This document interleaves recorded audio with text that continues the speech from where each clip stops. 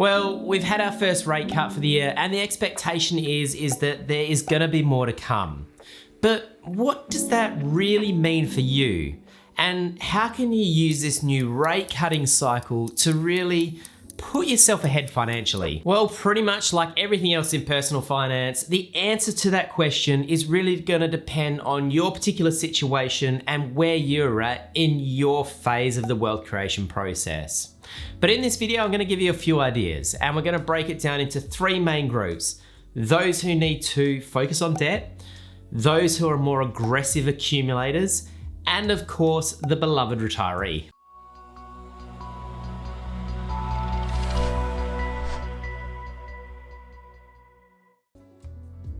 The basic idea or principle behind interest rates is that it represents the cost of borrowing. So when interest rates are high, the cost of borrowing is more expensive, and it makes it inherently more risky to take on debt. On the contrary, when rates are very low, the cost of borrowing is low, and the opportunity cost of sitting your money on the sidelines in cash is quite high. It works a little bit like this. Imagine that you are standing on a rock looking down at the water and someone offers you $50 to jump in. Now, if you're only 2 meters up, the water looks pretty good, well, you'll probably take that $50. But on the contrary, if you're 10 meters up, well, the $50 is probably not worth the risk. So in this scenario, the height of the cliff or the height of the rock represents the interest rates. So when it's high, the risk is high. When it's low, the opportunity cost of staying on that rock is you're missing out on something potentially great. Now that we understand how interest rates or the general principle behind interest rates works, let's start looking at a few scenarios. And let's start with the obvious one. Those people whose financial plan states that they need to focus on debt. So in order to improve your net asset position, you can either increase your assets or you can reduce your debts. Those that are already debt heavy need to focus on reducing their debts first. And a drop in interest rates is going to make that a lot easier, because when you put money towards that debt, if the interest rate is lower, it means that less is going towards the interest of the loan, which is the cost, and more of that repayment is coming off the principal. Say for example, you've got a $700,000 mortgage and you're paying $5,000 a month towards a debt. If your interest rate drops from 6.5% to 6%, you would save over $107,500 in interest over the life of the loan. And you'd pay it off 1 year and 9 months sooner just by keeping the repayments exactly the same. But let's really spice things up, and we're going to assume that you do some good budgeting and you find an additional $500 per month to put towards that debt, taking your total repayment up to $5,500 per month. Under this scenario, the savings could jump to almost $200,000 in interest saved over the life of the loan, and you'll be debt-free 5 years earlier. That is the magic of compounding interest working in your favor rather than against you. And if your goal is to be wealthy, well then you really need to get compounding working on your side. But what if debt is an issue? So you're an accumulator, you've got a property, you've got some equity in that property, you've got strong surplus cash flow, you've got a long time horizon. Well, under that scenario, debt can potentially be a tool that you use in order to accelerate the wealth creation process.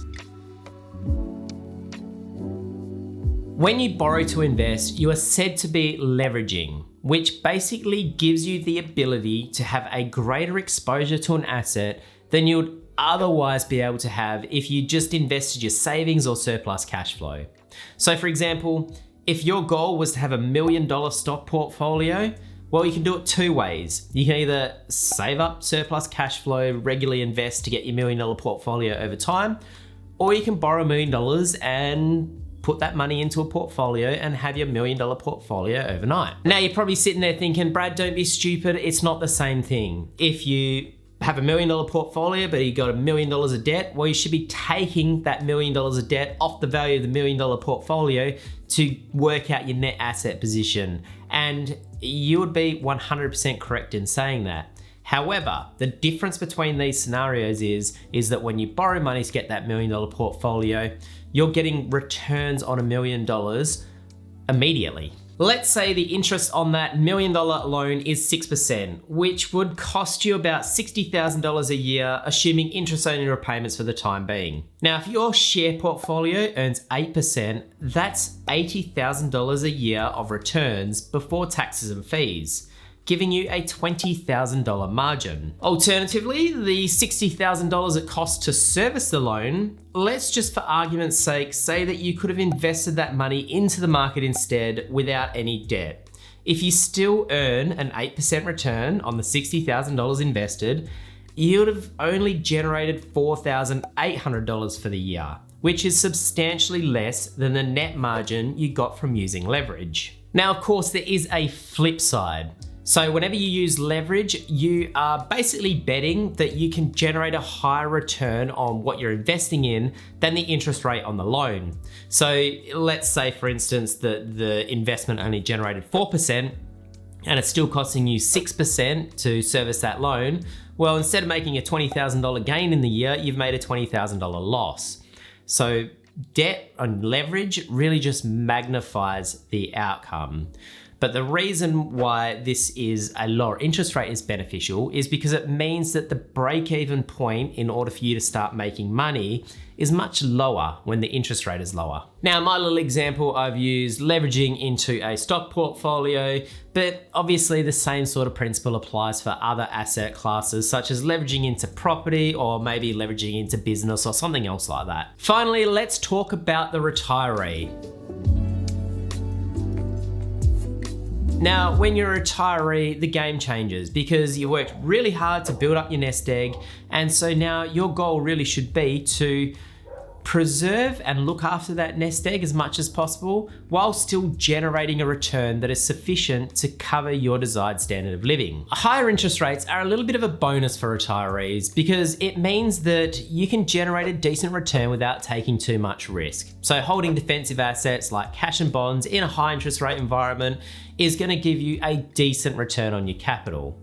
However, as interest rates start to drop, that term deposit that was funding the Tim Tams every week, well, it's probably not going to pay you as much, so you might need to swap it out for the old Arnott's Classic, or you might need to reallocate some of your capital to try and generate a better return. Now, in an interest rate declining type climate, there could be an opportunity for retirees and those more defensive investors to allocate a little bit more money to long duration bonds, because the idea is that when interest rates drop, the value of longer duration bonds increases.